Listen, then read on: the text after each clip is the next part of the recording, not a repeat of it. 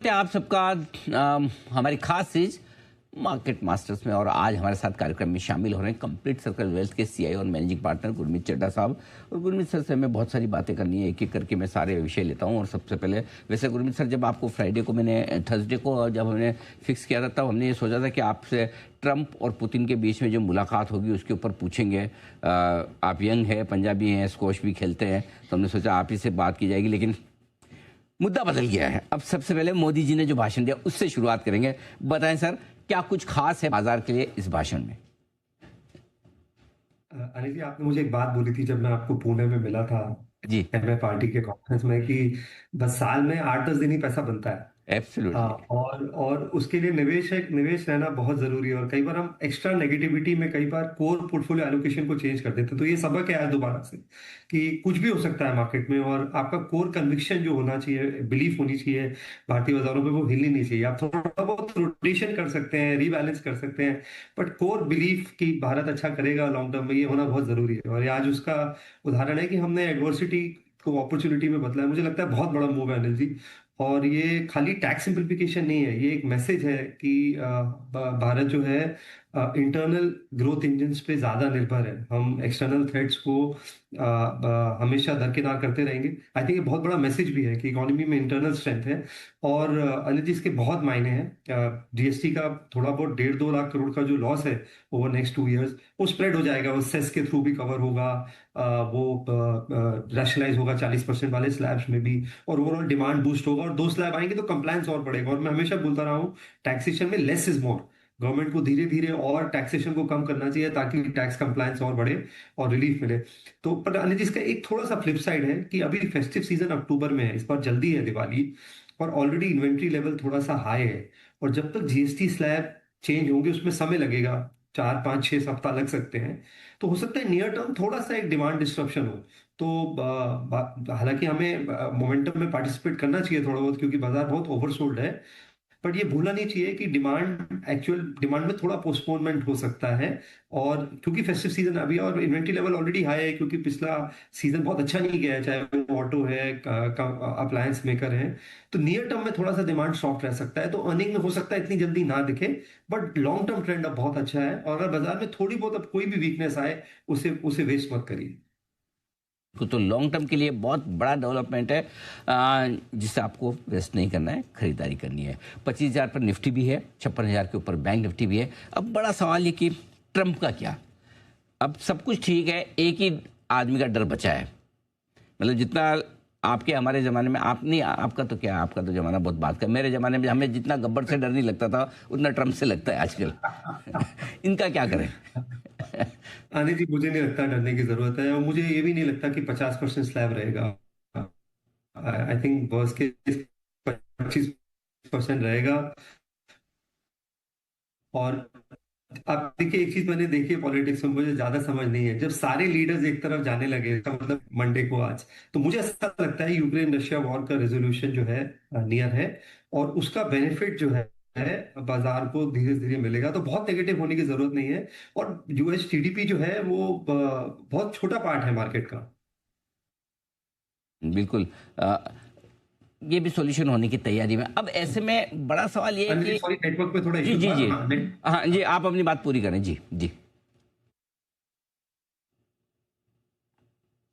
Sorry, थोड़ा सा network में इशू था अनिल जी। जी हाँ। जी गुरमीत जी, तो आप बता आप रहे थे कि मतलब अमेरिका के साथ हमारा जो ट्रेड है वो पूरी ओवरऑल इकोनॉमी का बड़ा छोटा सा हिस्सा है, वहां तक आप बोले थे। हाँ, तो मैं कह रहा था अनिल जी, ये भी रिजॉल्व हो जाएगा। और मुझे नहीं लगता है 50% टैरिफ तो एक तरीके से नो ट्रेड वाला जोन है, 25% थोड़ा रिस्ट्रिक्टिव जोन है।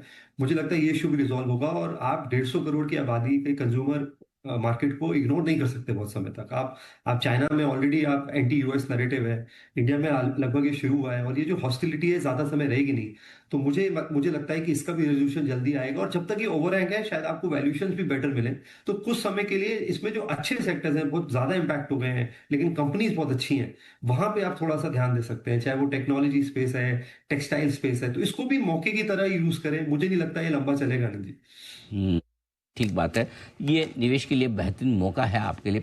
अब आइए एफआईएस की बिकवाली। इतने दिनों से मूड खराब है, क्या है?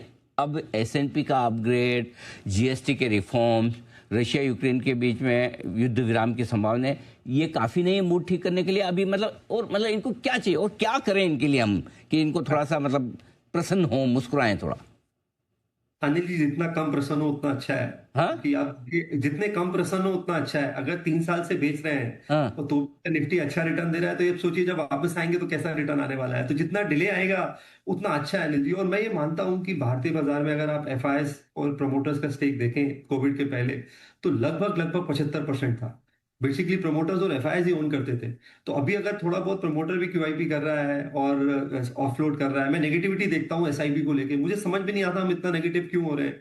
अभी भी जो रिटेल निवेशक है 10% भी ओन नहीं करता है मार्केट को। आप म्यूचुअल फंड ऐड कर देंगे तो शायद अब जाके कुछ डबल डिजिट ओन करना शुरू हुआ है। अब मार्क जकरबर्ग का कितना स्टेक है फेसबुक में, या इलॉन मस्क का कितना स्टेक है, या माइक्रोसॉफ्ट में प्रमोटर का कितना स्टेक है, या एनवीडिया में कितना स्टेक है? आप यूएस में देखेंगे तो average promoter stake hardly double digit है। तो हम मुझे लगता है हमारे यहाँ ये अच्छा है अगर पब्लिक ओनरशिप बढ़ रहा है। एक ऐसा मार्केट जो 15% कैगर पे है 40 साल पे, उसे हमारे अपने निवेशक ही ओन नहीं करते, ये तो डिसअपॉइंटिंग बात है। और ये जो नेगेटिविटी है एसआईपीस को लेके, ये मुझे बिल्कुल समझ में नहीं आती अनिल जी। अगर रिटेल ज्यादा पार्टिसिपेट कर रहा है और लंबा सेविंग्स यहाँ पे दे रहा है तो अच्छी बात है। तो जितना एफआईआईज अंडरवेट है या न्यूट्रल है, अच्छा है। और एक समय में अनिल जी आएंगे, मुझे लगता है केस स्टडी लिखी जाएगी 4-5 साल बाद, कैसे जो दशक का सबसे अच्छा मार्केट था उसको एफआईआईज ने मिस किया। मेरे करण अर्जुन आएंगे बिल्कुल। कहाँ जाएंगे, आएंगे। लेकिन देखते हैं कब मूड बदलता है। लेकिन एक चीज है, अब लोगों का मूड बना है पैसा लगाने का। लोकल इन्वेस्टर भी जो साइड लाइन पर बैठे थे, इंतजार करते हैं, अब लग रहा है कि अब ठीक है। मतलब ऐसा कमी देखने को मिलता है गुरमीत सर की, मतलब चीजें अच्छी ज्यादा हो और सेंटीमेंट खराब हो। नहीं तो इतनी अच्छी चीजों के बीच में निफ्टी शायद 26,000 दिखता था, राइट? लेकिन वो नहीं है, अभी भी 25 है। कहाँ पैसा लगाएं? निवेश करना बाकी रह गया है, नहीं क्या चलो 24,500 पे, अब कहाँ करें? अनिल जी, मैं ये बार बार बोलता हूँ कि हमारी प्रॉब्लम थोड़ी सी इंटरनल भी रही है। हम एफआईएस को भी थोड़ा ब्लेम कर सकते हैं। थोड़ा सा ग्लोबल मार्केट्स में रिलेटिव कंट्रीब्यूशन भी होता है। बाकी मार्केट्स ने हमसे बेहतर किया है, तो जो शॉर्ट टर्म फ्लोज है वहां जाते हैं। मुझे लगता है जब अर्निंग ग्रोथ 11-12% आ जाएगी, तो ये जो 21 का पी है, अगर आप पैग निकालेंगे तो 2 के नीचे आ जाएगा, तब शायद बड़ा एफआई पैसा भी आएगा।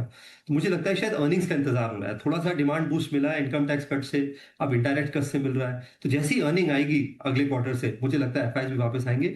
2-3 जगह का मैं बार बार आपको बोलूंगा, अर्निंग्स को मिस मत करिए। इस क्वार्टर में भी आप देखिए, बाजार ने जहां अर्निंग्स अच्छा था वहां रिवॉर्ड किया। ऑटो में एमएनएम का नंबर अच्छा था, उसको रिवॉर्ड किया। टीवीएस का नंबर अच्छा था, उसको रिवॉर्ड किया। टाटा मोटर्स का नतीजे अच्छे नहीं थे, वहां रिवॉर्ड नहीं मिला।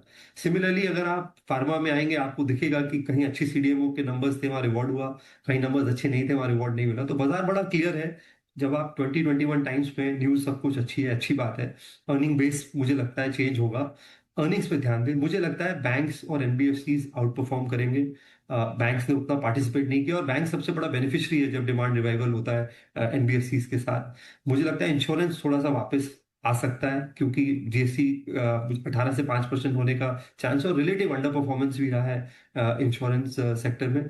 ऑटो मुझे लगता है बहुत जोर से वापसी कर सकता है। पिछले 2-3 साल बड़े सबड्यूड निकले हैं, और स्पेशली इसमें जो 2 व्हीलर और 4 व्हीलर जो कम सीसी वाले व्हीकल्स हैं, उनकी जो एंसिलरीज हैं, ओईएम्स हैं, वहां पे मुझे लगता है एनर्जी बहुत बेनिफिट आ सकता है। क्योंकि बिल्कुल केपेक्स नहीं हुआ है, सब ईवी और क्लीन एनर्जी के उसमें बेसिक ऑटो एंसिलरीज में केपेक्स नहीं हुआ है। यूक्रेन सबसे सेकंड बड़ा मार्केट था इंडिया के बाद ऑटो एंसिलरी में, और वहां हमने देखा डिस्ट्रप्शन हुआ है। तो बहुत ज्यादा आपको ऑपरेटिंग लेवरेज देखने को मिलेगा। अच्छी कंपनीज ऑलरेडी 80-90% कैपेसिटी यूटिलाइजेशन है। तो हमारे पास पोर्टफोलियो में जैसे ऊनो मिंडा है, मुझे लगता है मदरसन सुमी जो ग्रुप है, वहां पे भी आपको तेजी देखने को मिल सकती है। तो जो थोड़े से अंडर ओन सेक्टर्स हैं जहां पे परफॉर्मेंस वापस आ सकता है, उस पर भी मौका बन सकता है। नहीं तो एक बात, ये सारे सेक्टर्स वो हैं जहां पर आपके लिए मौका बढ़िया खरीदारी का बन सकता है। गुरमीत सर, बहुत बहुत धन्यवाद आपका, शुक्रिया। आज सुबह सुबह आपने समय दिया और विस्तार से आपने बाजार के डायरेक्शन और इन्वेस्टमेंट के मौकों पर हमारे दर्शकों को राय दी। Thank you so much sir. जल्दी आपसे फिर होगी मुलाकात।